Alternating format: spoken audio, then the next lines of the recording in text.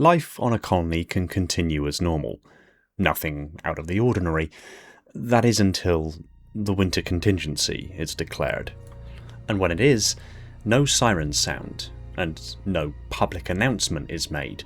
In fact, most of the planet never even hears the words Winter Contingency. However, somewhere deep inside the UNSC's quietest systems, something wakes up.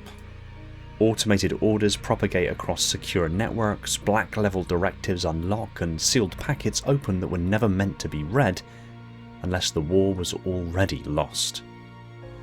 Names begin appearing on lists, but these names are not that of enemy targets, they're not ships or cities, they're people. Across the colony, individuals are reclassified in an instant, from citizens to assets to liabilities. Some are marked for evacuation, others for redaction. The machine doesn't hesitate, it doesn't debate ethics, it simply executes a plan written years earlier for the day humanity ran out of time. And the people on those lists will never know that they were already counted. This is the Winter Contingency.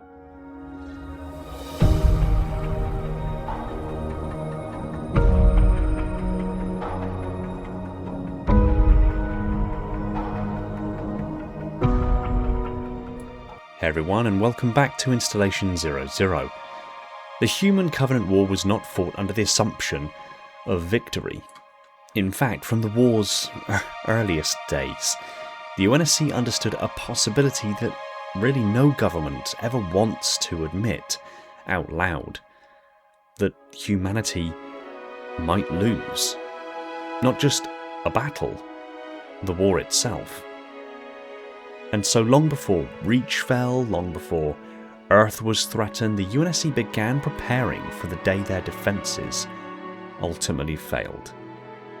They built doctrines not for triumph, but for extinction management. Among the most classified of these preparations was a directive known simply as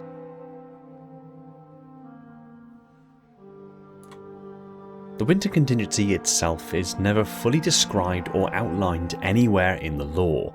All we really know is that it is declared when credible evidence confirms Covenant presence on or near a human world. Not mere rumours or speculation, actual confirmation. Officially, Winter Contingency is declared when there is proof of 1. Intercepted Covenant communications that refer to a UNSC colony by name. 2. Discovery of hard physical evidence of Covenant activity, either abandoned or discarded material, or residue and or damage consistent with directed energy weapon usage. 3. Detection of multiple in-system slipstream space rupture events. Or 4. UNSC forces engaged in active combat by Covenant forces. These criteria form a legal and operational boundary. Cross it, and the colony is no longer treated as secure territory, it becomes a compromised environment. At that moment, every standing military doctrine shifts.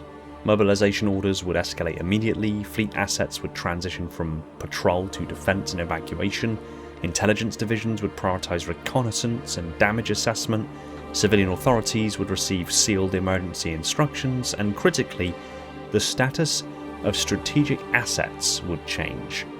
Industrial centres, research facilities, navigation data, artificial intelligences, all of them become objects that must either be secured or denied.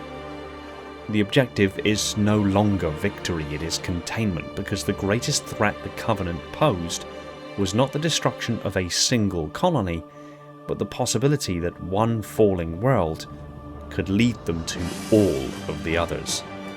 But to fully understand what Winter Contingency really means and why it exists, we have to talk about the doctrine it protects. Emergency Priority Order 098831A-1, also called General Order 098831A-1. and known commonly as the Cole Protocol, was a United Nations Space Command directive enacted by Admiral Preston Cole to prevent the Covenant from discovering the location of human colonies. The main statutes of the Cole Protocol that have been disclosed to us at least include Article 1, Article 2 and Subsection 7, and each detail a specific clause within the Cole Protocol pertinent to specific orders and emergency protocols in the event UNSC assets come into contact with Covenant forces. Article 1. To safeguard and protect the inner colonies and Earth, all UNSC vessels or stations must not be captured with intact navigational databases that may lead Covenant forces to human civilian population centres. If any forces are detected, activate selective purge of databases on all ship-based and planetary data networks. Initiate triple screen check to ensure all data has been erased and all backups neutralized. Execute viral data scavengers. If retreating from Covenant forces, all ships must enter slipstream space with randomized vectors not directed towards Earth, the inner colonies, or any other human population center. In the case of imminent capture by Covenant forces and boarders, all UNSC ships must self-destruct. Violation of this directive will be considered an act of treason, and pursuant to UNSC military law articles JAG 845P and JAG 7556L, such violations are punishable by life imprisonment or execution. Specific information surrounding Article 2 is never really gone into, not in the same way that Article 1 was, but it does mandate the procedure for erasing a ship's data, primarily navigation data, as well as all backups, in case of potential compromise by Covenant forces, and in those situations, shipboard artificial intelligences must be secured, and in the event that extraction is not possible, the AI must be purged. And then there's subsection 7, which basically nobody even knew about until the last days and weeks of the Human Covenant War, mainly because most people didn't believe it to be possible. But basically it covers that no captured Covenant craft may be taken to human-controlled space without an exhaustive search for tracking systems that could lead Covenant forces to human bases. It also goes a little further than that, including Covenant materiel like weapons. However, it's worth noting that the Spartan IIs were given strict orders by the Office of Naval Intelligence to collect examples of Covenant technology, if at all possible, to return for analysis, so subsection 7 may actually be kind of contravened here by ONI orders, which is a theme we'll touch upon again in just a moment. But before we do, let's just recap here. The Cole Protocol was created by Admiral Preston Cole and was created in response to the realization of a simple but rather terrifying truth. Humanity could replace ships, they could replace soldiers, they could even tentatively replace colonies, but it could not replace Earth. If the Covenant ever discovered the location of humanity's core worlds, most of all, our homeworld, the war would end. Not with defeat in battle, but with complete and utter erasure. So the UNSC codified a doctrine that placed navigational secrecy above all other priorities. It's not merely a battlefield tactic, it's a survival law, ratified in the earlier years of the Human Covenant War, and exists for one reason and one reason only: to prevent the Covenant from learning where humanity lives. But there is a limitation to these orders that weren't initially accounted for when they were first written.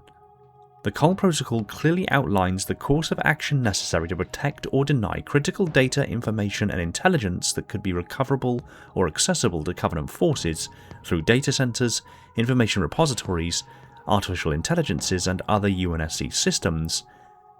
But there is another vector that vital information frequently travels in that is forgotten about, that the Office of Naval Intelligence identified and then codified their own procedure to plug the hole in the original orders.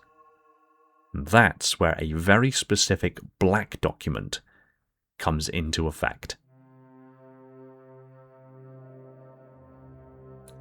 It's best at this point if I simply read the supplemental orders in question, and then we'll discuss what they mean. They read as follows. Orders for field agents follow. Redact all XNav and AstroNav assets. Orders for field agents terminate. Background, history, and details follow. You are reading an evacuation order mandated by the emergence of a winter contingency situation. This particular order is automated, and the circumstances surrounding the specific emergence are not detailed here. Please consult Emerge Push Secure for more current information. Further instructions for field agents. All call protocol mandates are in force. It cannot be stressed enough that call protocol mandates include machinery, equipment, records, logs, and personnel. Every agent on this distribution list has been through scaled morality training and should understand the responsibilities entailed. Call protocol measures are useless without sterilization of all triangulation information, whether it is stored digitally or organically. As a field agent, this single fact is the most important guideline you should follow. Background.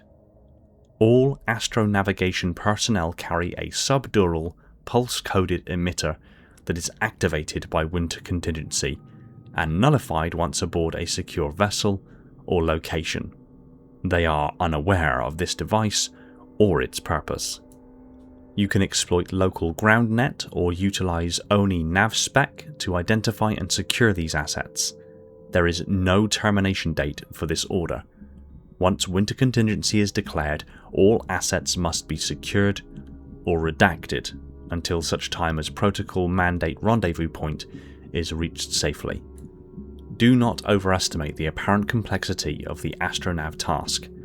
A good astronavigator can identify and triangulate a very precise point in space using a few known XNav pulsar signatures and any consumer-grade spectrometer or field kit. Our opponents are of course aware of this and have shown interest in such personnel in the past. So far, hermetic measures have worked. They are not guaranteed to work forever. UNSC Hierarchy. Under the Limon-Naxler exception, you are hereby ordered to ignore or countermand all mission-contradictory orders from ranking UNSC officers below the grade of Secure Clear Captain. Only ranking officers may still issue contravening orders, but use your judgment and common sense in applying the exception. If the logic of the situation dictates that an advantage may be gained in your mission by following orders, then do so. This is not carte blanche for intra-branch insubordination. Superior officers can and will file reports on Limon-Naxler exceptions. You must also, if possible, clearly assert Limon-Naxler privilege to any senior officer giving accepted orders if the situation provides an opportunity to do so. Otherwise, agent discretion is in play. Details doc end.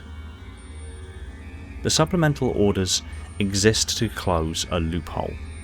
The Cole Protocol is exhaustive when it comes to machines. It governs ships, databases, artificial intelligences, and physical records with ruthless clarity, but the authors of the doctrine eventually confronted a harder truth.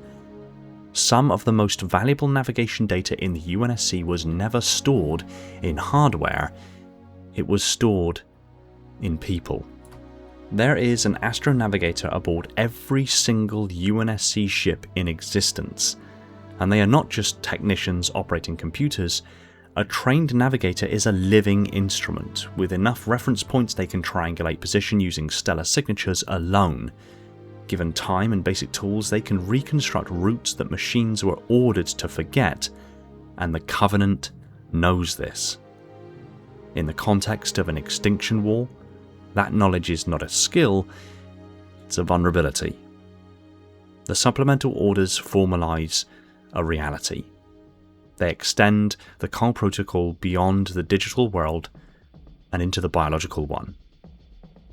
Navigation secrecy is no longer just about wiping drives, it becomes about controlling the human beings capable of recreating them, and only enforces that control long before Winter Contingency is ever even declared. Every registered astronavigator carries a subdural pulse-coded emitter, a tracker implanted within their bodies they are never told exists. They are never informed of its purpose. It remains dormant until Winter Contingency activates it automatically. And the moment the declaration is issued, these individuals are converted into tagged assets. Their locations become visible to ONI field networks. Agents can exploit ground networks, infrastructure, or dedicated NavSpec channels to identify, track, and intercept them. It's not temporary. There's no expiration date. From the instant Winter Contingency is declared, the order stands indefinitely. Each asset must reach a protocol-mandated rendezvous point or be redacted. There is no third option written into the directive. The language is clinical because it is meant to be. The document doesn't debate morality, it describes logistics. And the tracker does not exist to punish the navigators, it exists to ensure they cannot disappear into the chaos of an invaded world. From ONI's perspective, losing track of a single trained astronavigator is equivalent to handing the Covenant a map. And the system assumes the worst, not because ONI expects betrayal, but because it cannot afford the uncertainty. The supplemental orders also reconfigure authority itself. Under the Limon-Naxler exception, field agents are basically permitted to ignore and countermand orders from conventional UNSC command if those orders interfere with their mission. Rank becomes secondary to protocol. A decorated officer attempting to protect civilians or delay sterilization measures can be legally overridden by an ONI operative following the directive. It's not supposed to be framed as a rebellion, it's framed as a necessity. The chain of command has to bend around survival priorities. But the awful picture that emerges when you think about this is basically a portrait of a military institution that has already planned out its own collapse and written procedures for operating inside of it. ONI agents aren't improvising when they execute these orders. They've been preparing for them through what the document calls scaled morality training. Scaled morality training is not about removing empathy from an agent. It's more about resizing ethical judgment to match the threat magnitude. The agents are conditioned to evaluate actions not at the level of individual harm, but the level of harm an individual can cause when leveraged against the species' survival. A decision that would be unconscionable in peacetime but becomes mandatory under extinction conditions. The training does not ask agents to enjoy what they do, it asks them to function. And that is ultimately what gives the Winter Contingency supplemental orders their weight. The document reads like machinery because it's meant to produce mechanical reliability in a moment where hesitation could cost entire worlds. It has to be cold and calculating. And, within the logic of war, that's completely rational. The supplemental orders are not evidence that humanity has become monstrous. They are evidence that humanity understood the stakes clearly enough to plan for the day morality itself would be forced to scale. The Winter Contingency was never meant to inspire confidence. It was meant to function after confidence failed. Hidden inside a simple admission, humanity did not believe it would always win. It prepared for the day survival required decisions that would never appear in speeches or memorials. The supplemental orders reveal what that preparation actually looked like. Not grand strategy, not heroic last stands, lists, trackers, authorities rewritten in silence, people reduced to variables in an equation that no one wanted to solve. and yet the equation was written anyway.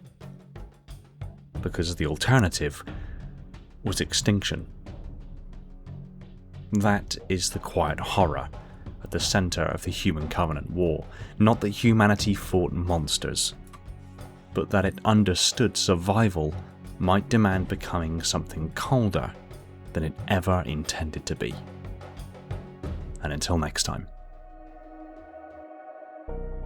Thanks for watching. If you like this video, be sure to tap that like button. If you want to see more videos like this, be sure to subscribe if you haven't already.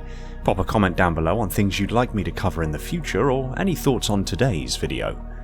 I'll just quickly take this opportunity to thank my patrons and YouTube supporters: Falcon X003, the singular Contender class Ancilla, Laser and Spartan 0137, two of the triumvirate of mines within the Metarch of my installation.